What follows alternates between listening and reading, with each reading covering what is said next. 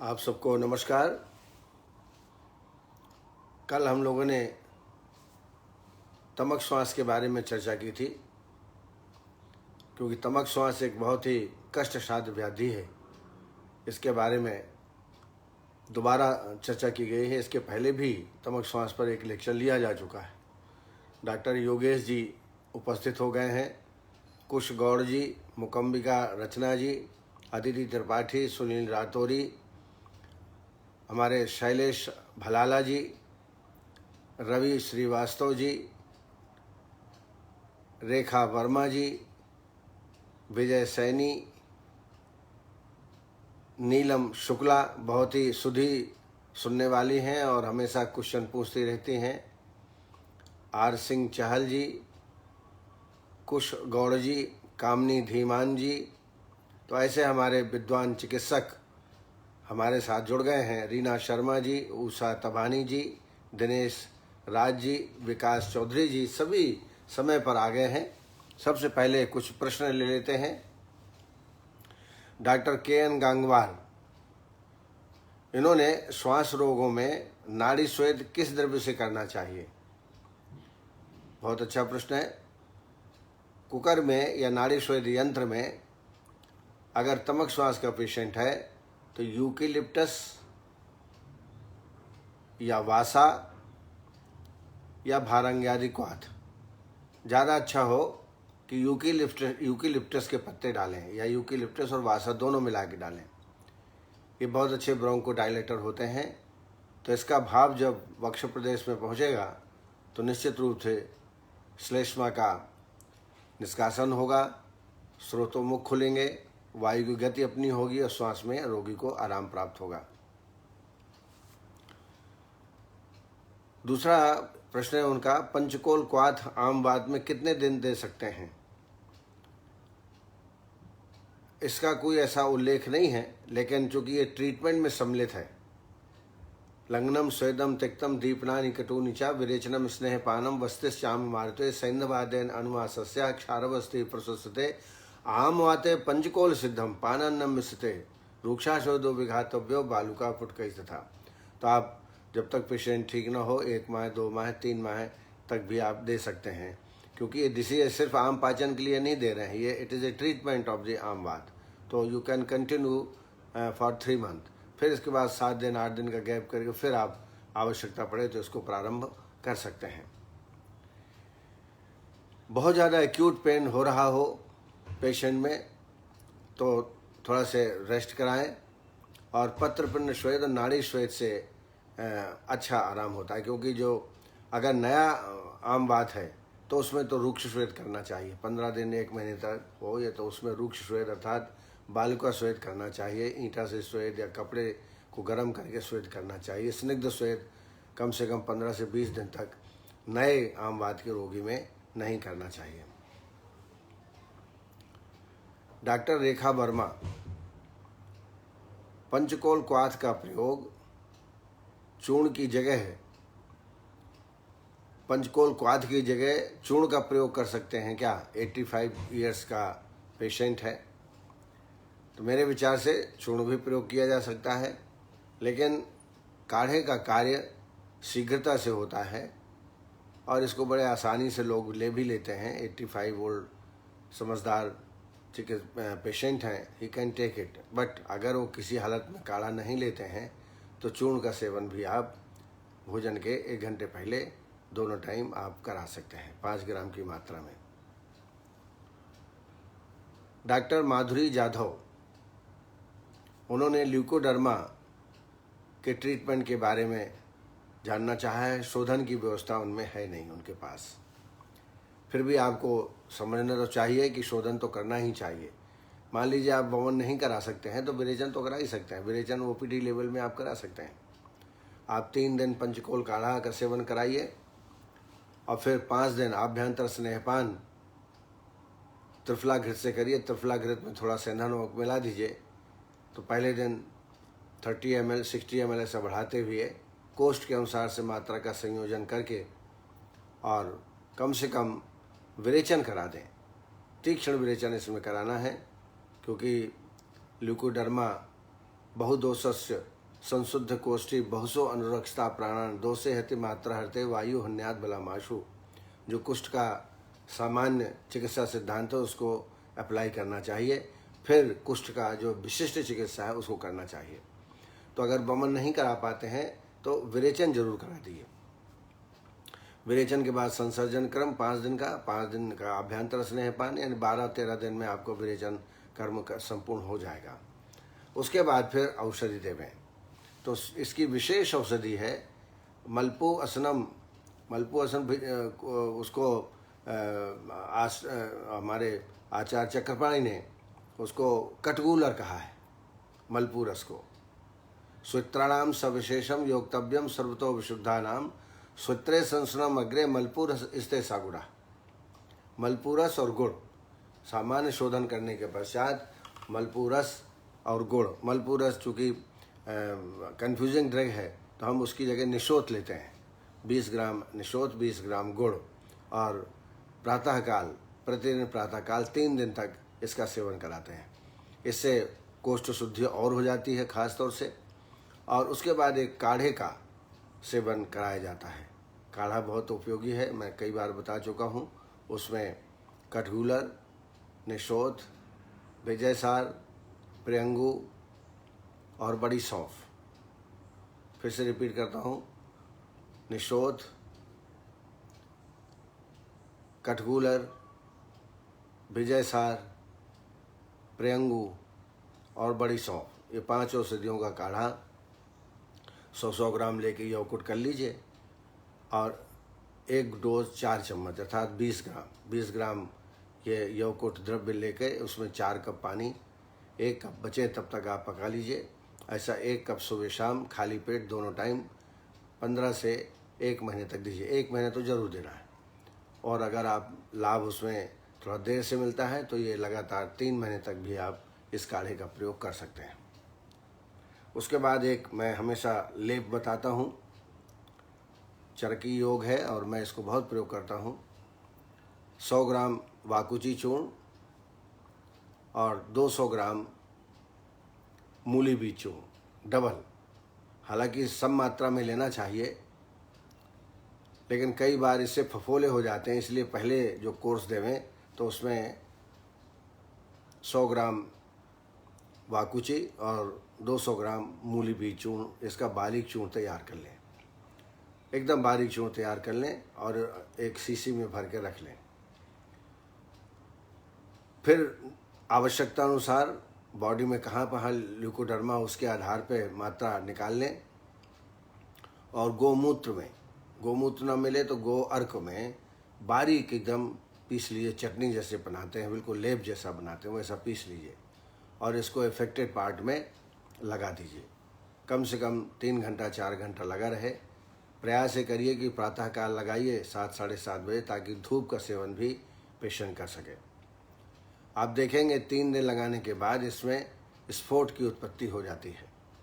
उन स्फोटों को कंटकों के द्वारा या बारीक पिन के द्वारा फोड़ दें, पानी निकल जाएगा। ऊपर से फिर चाल मुगरा तेल लगाएं। ऐसा रोजाना कम से कम 7 दिन तक ये लेप लगाएं।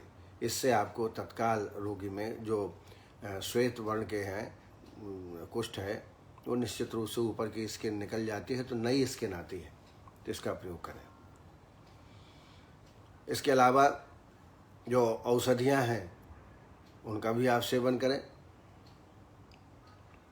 जैसे गिलोय सत्तो गंधक रसायन, गिलोय सत्तो 250, गंधक रसायन 250, रस माणिक 60 मिलीग्राम। ऐसे दिन में 3 बार पुड़ियाँ शहद के साथ देवें। आरोग्यवर्धनी 2-2 गोली दिन में 2 बार, प्रातः एवं सायं। इसमें रक्त मोक्षण का भी प्रावधान है। रक्त मोक्षण भी ल्यूकोडर्मा में आप कराएं, खास तौर से जलौ का उच्चारण, जहाँ पर श्वेत दाग हो वहाँ पर जरूर आप लगाएं। प्रति दूसरे दिन लगाएं 2-2 जलौ का, ऐसा 5 सीटिंग कम से कम कराएं, तो इससे भी आपको लाभ प्राप्त होगा। इसके अलावा जब आप चिकित्सा करें तो साध्या का भी अवलोकन कर लें। यदि सफ़ेद दाग एक दूसरे से जुड़े हुए हों, मंडल बड़े हों, 1 साल का पुराना हो, रोए वहाँ के श्वेत वर्ण के हो गए हों, रक्त वर्ण के हो गए हों, तो यह असाध्य की श्रेणी में है।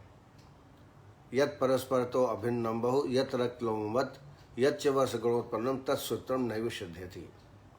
और ऐसा सूत्र जो नया हो, 1 साल का हो, 1 साल के नीचे का हो, बहुत बड़े बड़े मंडल न हो, बीच बीच में मध्यावकाश माने बीच बीच में खाली जगह हो, ऐसा सूत्र साध्य है। अरक्तलोम तनुयत पानुः नाथ चिरोतम मध्यावकाशो सोचुनु तत्सूत्रम साध्यम उच्यते। तो इस साध्यासाध्यता का भी विचार करके आपको चिकित्सा करना चाहिए।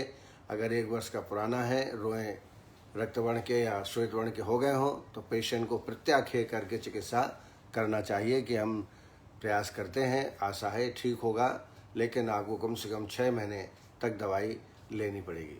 ये पेशेंट को बता करके अपना ट्रीटमेंट करें। डॉक्टर शिल्पा पालस्कर, उन्होंने कहा आंखों के सामने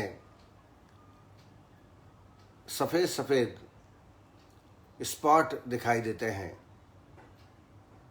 और ये ज़्यादातर जब ब्राइट लाइट होती है तब दिखता है। ये कभी कभी ऐसा स्पॉट निकलते हैं जब जो है कॉर्नरी उसमें नेत्र में मोतियाबिंद हो गया हो या होने वाला हो, तो ऐसे धब्बे सामने दिखना चालू हो जाते हैं। तो आँखों का जांच करा करके मोतियाबिंद का ऑपरेशन आप कराएं, उससे ये ठीक हो जाएगा। उसी की वजह से इस प्रकार के धब्बे सामने दिखाई देते हैं। ये एक प्रकार का पैरामीटर है। ऐसा दिखाने लगे तो फिर डॉक्टर को, आँखों के डॉक्टर को दिखाना चाहिए। माधुरी जाधव जी, उन्हें सद्याभवन और सद्याविरेचन कैसे करेंगे। पहले तो मैं आपको बता दूं, सद्याभवन और सद्याविरेचन का कोई प्रावधान शास्त्र में नहीं है,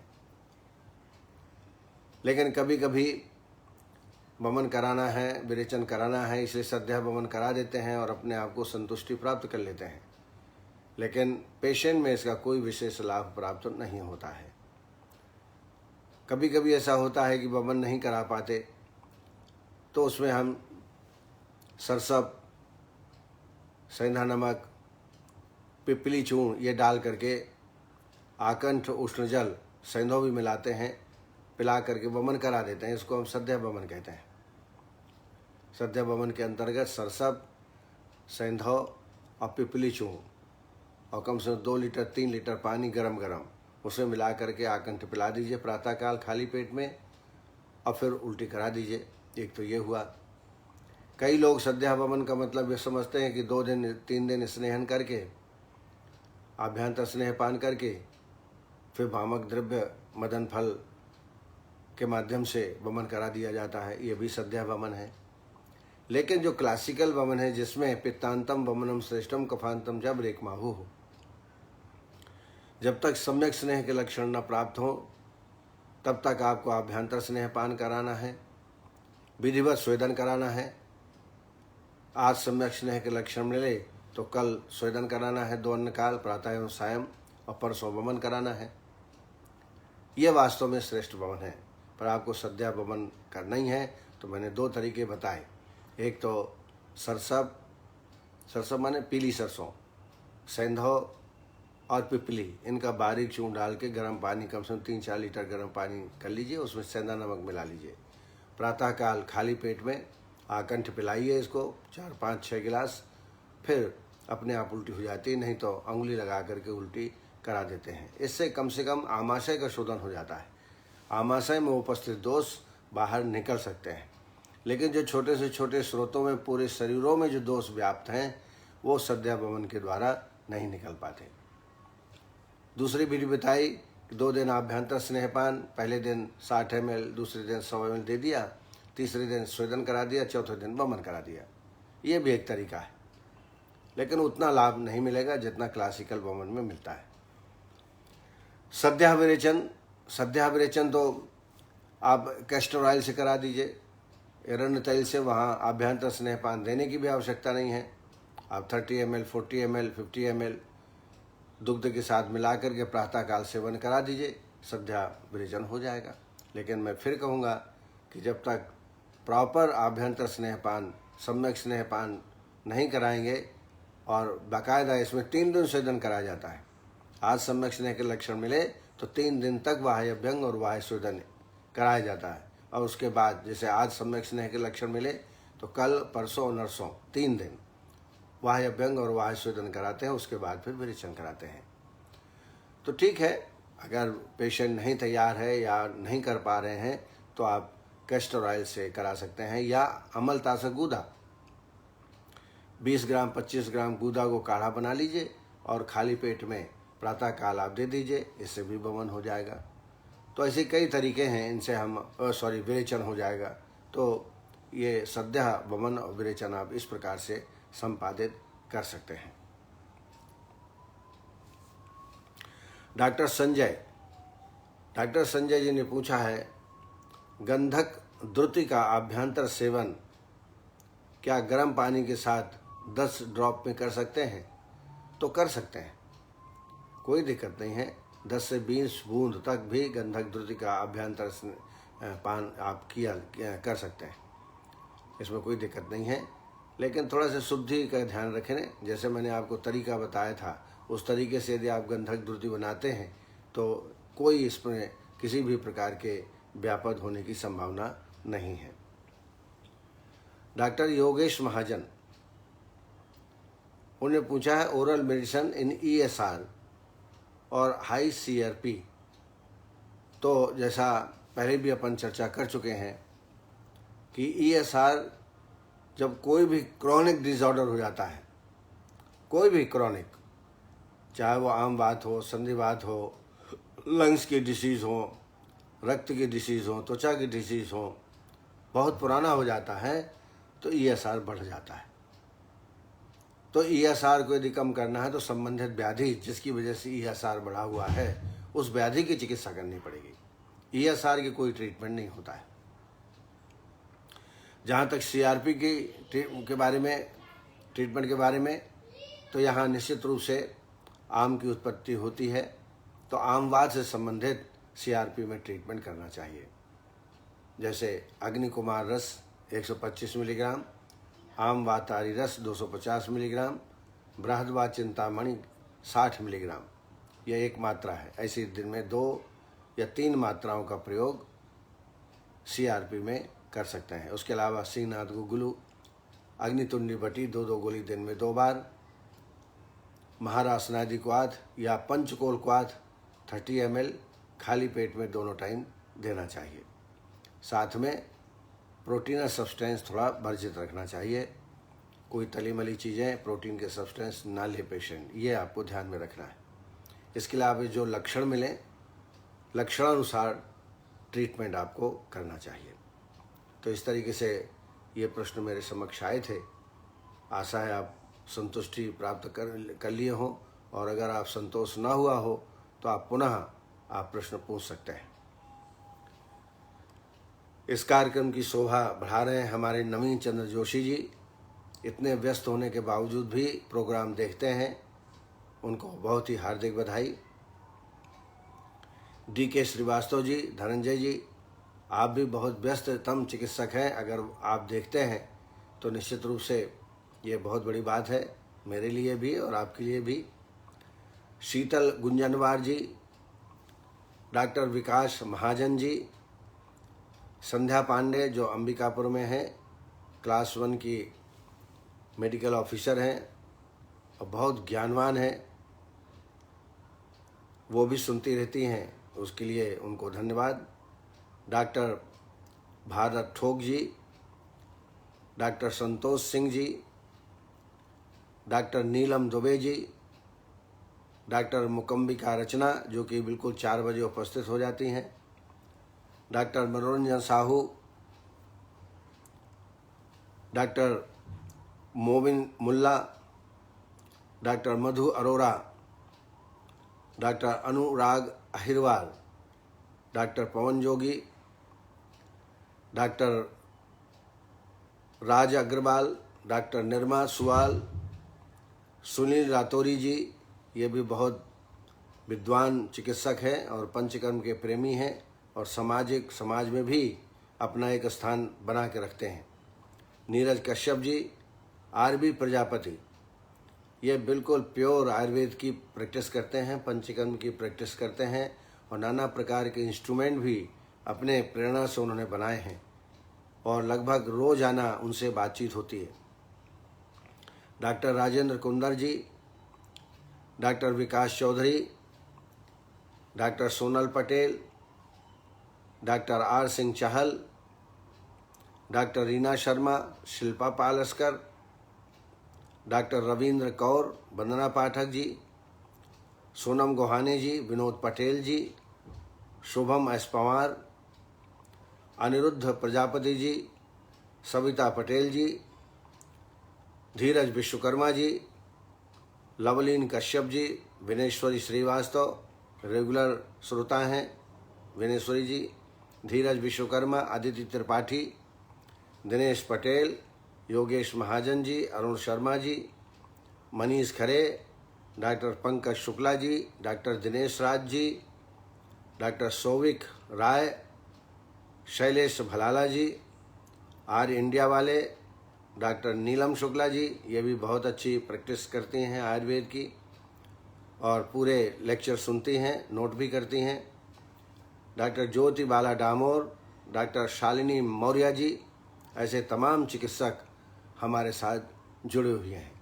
सामने भी मैं देख रहा हूँ पंकज शुक्ला, अमित सिंह, कुश गौड़, संतोष सिंह आदि इस कार्यक्रम में उपस्थित है। ज्ञानेंद्र सहपाठी जी, आप सबको बहुत बहुत हार्दिक धन्यवाद और आभार भी। सोनल गोहानी जी भी जुड़ गई हैं, परेश मन्या जी, साईं राम पुट्टूर जी। अब आइए आज का जो विषय है उस पर हम चर्चा करेंगे। अल्प मधुमेहता, इसको हम हाइपोग्लाइसीमिया, कल हमने हाइपरग्लाइसीमिया के बारे में इसके पहले चर्चा की थी परसों। आज हम हाइपोग्लाइसीमिया के बारे में चर्चा करेंगे। ये दोनों ही आत्तिक अवस्था है मधुमेह की। हाइपर का माने जब ब्लड शुगर अत्यधिक बढ़ जाए, हाइपरग्लाइसीमिया। किन्हीं कारणों से ब्लड शुगर कम हो जाए तो उसको हाइपोग्लाइसीमिया कहा जाता है और बहुत ही आत्तिक अवस्था है और इनके सिम्टम भी लगभग समान होते हैं, इसलिए डायग्नोज करना बहुत ही बड़ा मुश्किल होता है। पेशेंट से इतिहास लेने पर ही हमको पता चलता है कि हाइपरग्लाइसीमिया है कि हाइपो है। आज हम हाइपोग्लाइसीमिया के बारे में चर्चा करेंगे। जब शरीर में ब्लड शुगर का लेवल 45 to 50 mg/dl इससे कम हो जाता है, उस अवस्था को हम हाइपोग्लाइसीमिया कहते हैं। मधुमेह के रोगियों में अल्प मधुमेहता का बहुत सारे लक्षण मिल जाते हैं और इसका मुख्य कारण है अनियमित आहार विहार का सेवन। आहार विहार में ध्यान न रखना, समय पर खाना ना खाना या अधिक मात्रा इंसुलिन की सेवन कर लेना। जिनको टाइप 1 की डायबिटीज़ है उनको प्रतिदिन इंसुलिन लगानी पड़ती है। अधिक मात्रा में यदि लगा दें तो इसमें हाइपोग्लाइसीमिया की उपस्थिति हो सकती है। समय पे, जैसे डायबिटीज़ के पेशेंट और भूख लगती है समय पर, अगर समय पर आपने नहीं खाया तो भी हाइपोग्लाइसीमिया की स्थिति हो सकती है। पेशेंट को बहुत घबराहट, पसीना आना, बहुत सारी तकलीफें होती हैं। तो ये हमको ध्यान लेना है। इंसुलिन की मात्रा का संयोजन और आहार विहार, जो हम आहार का सेवन करते हैं वो समय से विधिपूर्वक आहार का सेवन करें तो ये कंडीशन नहीं आते हैं। इसके प्रमुख निदान हैं आहार न लेना समय पे, देर से भोजन ग्रहण करना, अपर्याप्त मात्रा में भोजन लेना, कम मात्रा में भोजन लेना और अत्यधिक परिश्रम या व्यायाम करना। इससे भी ब्लड शुगर बहुत नीचे हो जाता है। अल्कोहल का अधिक मात्रा में सेवन और मुख्य कारण है इंसुलिन की मात्रा का अनुचित निर्धारण। कई बार डॉक्टर से सलाह नहीं लेते, अपने अनुसार ही हम मात्रा का निर्धारण करते हैं कि भाई इतनी यूनिट लेना है और अधिक मात्रा में ले लिया तो हाइपरग्लाइसीमिया की उपस्थिति उत्पन्न हो जाती है। डक्टलेस ग्लैंड्स की व्याधियां जैसे एडिसन्स डिसीज, इसमें भी ब्लड शुगर कम हो जाता है। माल एब्जॉर्प्शन ढंग का शरीर में ना हो, इसके कारण भी हाइपोग्लाइसीमिया हो सकता है और कृत्रिम हाइपोग्लाइसीमिया भी हो सकता है। ये इसके मुख्य कारण है। अब लक्षण को देख लीजिए। सबसे जो पहला लक्षण आता है वो है ज़्यादा मात्रा में पसीना आना। जैसे ही हाइपोग्लाइसीमिया की स्थिति हो जाती है या भोजन समय पे आपने नहीं किया तो आपको पसीना आने लगेगा, पूरा शरीर ठंडा ठंडा महसूस होने लगेगा। तो पहला लक्षण है एक्सेसिव स्वेटिंग। दूसरा एंजाइटी, मानसिक एक एंजाइटी होने लगती है, तब आपको तत्काल भोजन करना पड़ता है या ग्लूकोज का सेवन करना पड़ता है। इंक्रीज्ड एपिटाइट, बहुत एपिटाइट, भूख लग रही हो ज़्यादा, तो समझ लीजिए हाइपोग्लाइसीमिया हो रहा है। टेकीकार्डिया, पल्स रेट बढ़ जाता है। कन्फ्यूज़न और वर्टाइगो, चक्कर भी आ सकते हैं। पेशेंट को समझ में नहीं आएगा मैं क्या काम करूं, कन्फ्यूजन होता है उसको। ड्रॉजीनेस,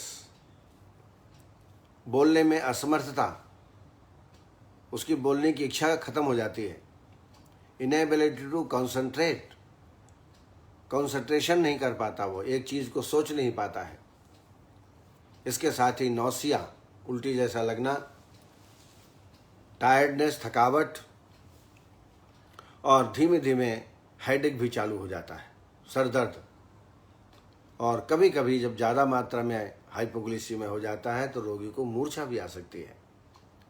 ट्रेमर्स, हाथ पैर कँपने लगते हैं। राइगर्स और नी वीक्स, जोड़ों में बड़ी कमजोरी महसूस होना और पूरे शरीर में भी कमजोरी महसूस होना, ये लक्षण मुख्य रूप से हाइपोग्लाइसीमिया में पाए जाते हैं। अब आइए चिकित्सा के बारे में समझें। तो सबसे पहले निदान परिवर्जन, जैसे मैंने निदान बताए हैं उनका परिवर्जन करना चाहिए, अर्थात समय पे खाना करना चाहिए। बहुत ज़्यादा श्रम ना करें, बहुत अधिक व्यायाम ना करें। इन बातों का, इंसुलिन अगर ले रहे हैं तो नियमित मात्रा में डॉक्टर की सलाह से लेवें, यह बहुत ज़रूरी है। निदान परिवर्जन और प्रयोगशाली परीक्षण द्वारा स्थायी निदान, बार बार परीक्षण करना चाहिए। अब तो आजकल बहुत सारे इंस्ट्रूमेंट आ गए हैं कि हम घर पर ही परीक्षण कर सकते हैं। उस अनुसार अपने को खान पान में व्यवस्था करना चाहिए। और यदि बहुत ज़्यादा तकलीफ हो गई हो तो आईवी द्वारा, इंट्रावेनस के माध्यम से 50 ml ग्लूकोज 50% डेक्सट्रोज के रूप में आईवी के द्वारा पेशेंट को देना चाहिए इमरजेंसी की अवस्था में। चैतन्य अवस्था में, जब चैतन्य हो, बेहोश ना हुआ हो, जब बेहोश हो गया पेशेंट, मूर्छा जैसे लग रहा था, तो आईवी के द्वारा मैंने बताया कि 50 ml ग्लूकोज और 50% डेक्सट्रोज देना चाहिए। लेकिन अगर चैतन्य अवस्था में व्यक्ति है तो ग्लूकोज या शर्करा खाने के लिए देना चाहिए। ग्लूकोज या शर्करा देंगे, तत्काल रोगी को आराम महसूस होता है। या फिर तत्काल भोजन करना चाहिए। जैसे ही पसीना आने लगे, घबराहट होने लगे, ट्रेमर जैसे महसूस होने लगे, हाथ कंपन होने लगे, तो तत्काल भोजन पेशेंट को कर लेना चाहिए। और जो अन्य लाक्षणिक उपाय जिसमें जैसे होते हैं उस अनुसार उनको उपचार की व्यवस्था करना चाहिए। जैसे ट्रेमर आ रहे हो तो उसकी चिकित्सा, मूर्छा आ रही हो तो उसकी चिकित्सा, तो लक्षणानुसार चिकित्सा रोगी में करना है। रोगी को संयमित एवं नियमित रूप से आहार विहार एवं औषध ग्रहण करने के लिए प्रेरित करना चाहिए। ये बहुत बड़ी बात है। पेशेंट को समझाना चाहिए कि कभी भी आपको कोई भी तकलीफ इसमें हो सकती है, इसलिए नियमित खान पान जरूर करते रहें। अत्यधिक श्रम, अत्यधिक प्राणायाम या योग, अत्यधिक शारीरिक श्रम जो है वो आप ना करें, ऐसी समझाइश पेशेंट को देना चाहिए। मूर्छा दूर करने के लिए कटफल या अपामार्ग चूर्ण से धमापन नष्ट करना चाहिए। अगर रोगी मूर्छित हो गया हो तो कटफल का धमापन आप जानते ही हैं, 3 मिचुटी प्रमाण चूर्ण लेकर के 6 अंगुल लंबी नली में इसको रख करके और धमापित किया जाता है दोनों नासा मार्ग में। इसको धमापन बोलते हैं। धमापन से तत्काल छींकें आना चालू हो जाती हैं। आप हमारे दें, कटफल ज़्यादा अच्छा है, जैसे ही देंगे वैसे छींकें आएंगी और छींकें आने से रोगी अगर मूर्छित अवस्था में है तो सामान्य अवस्था में आ जाता है। तो इसका प्रयोग आपको करना चाहिए। चंद्रोदय वर्ती का अंजन, ये भी उपयोगी है होश में लाने के लिए। चंद्रोदय वर्ती घिस करके और दोनों आँखों में अंजन लगाना चाहिए। औषधियों में सिद्ध मकरध्वज ध्वज 125 मिलीग्राम, गिलोय सत्व 250 मिलीग्राम। फिर से रिपीट कर रहा हूँ, सिद्ध मकरध्वज 125 मिलीग्राम, गिलोय सत्व 250 मिलीग्राम। ये एक मात्रा है। इसको च्यवनप्राश के साथ दिन में 3 या 4 बार रिपीट करना चाहिए हाइपोग्लिसीमिया की अवस्था में। इसके अलावा एक और योग मैं आपको बताना चाहूँगा, हेम गर्भ पोटली रस। ये भी बहुत ही उपयोगी रस होता है, हेम गर्भ पोटली रस। ये हार्ट डिसीज़ में, घबराहट में, कई रोगों में इसका प्रयोग किया जाता है। तो हेम गर्भ पोटली रस 125 मिलीग्राम, स्वर्ण बसंत मालती 125 मिलीग्राम, प्रवाल पृष्ठी 250 मिलीग्राम। ये एक मात्रा है। इसको शहद के साथ या च्यवनप्राश के साथ दिन में 3 बार या 4 बार इसका सेवन हाइपोग्लिसीमिया की अवस्था में करें। जैसी जैसी अवस्था नॉर्मल हो जाती है, इसकी मात्रा धीरे धीरे आपको कम कर देना चाहिए। आंवले में जैसे ने बताया, च्यवनप्राश, ब्राह्मी आंवले, द्राक्ष आंवले और मेनाल माल्ट, इनका आप प्रयोग करें। इसमें पर्याप्त मात्रा में शुगर भी रहता है, शहद भी रहता है, विटामिन सी भी रहता है। पेशेंट को तत्काल आराम लगने लगता है। आश्वारिष्ट में अश्वगंधारिष्ट 4 चम्मच और 4 चम्मच द्राक्षासव, और इतना ही पानी मिला के भोजन के बाद दोनों टाइम खाली पेट में नहीं देना चाहिए। सामान्यतः 2 बार देते हैं, लेकिन हाइपोग्लिसीमिया की अवस्था में 2 या 3 बार या 4 बार भी आप पानी मिला के सेवन करा सकते हैं। चूर्णों में शतावरी चूर्ण और अश्वगंधा चूर्ण।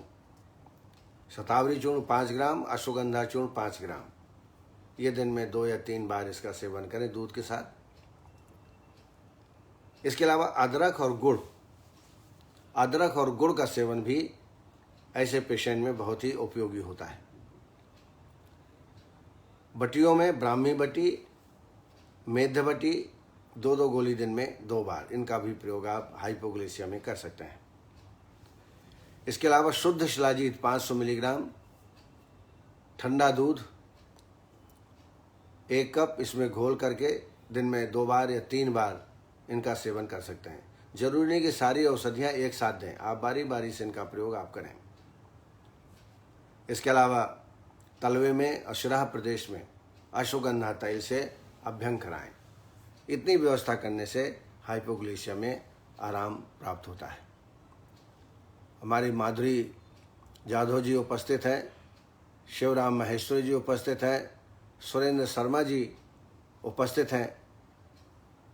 तो इस तरीके से आज मैंने कुछ हाइपोग्लिसीमिया के बारे में आपसे चर्चा की। विनोद पटेल भी कार्यक्रम को देख रहे हैं। आप सबको हार्दिक धन्यवाद।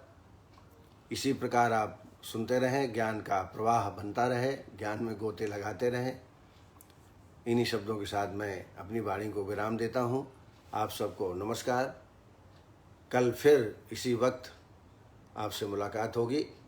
तब तक के लिए नमस्ते। जय आयुर्वेद।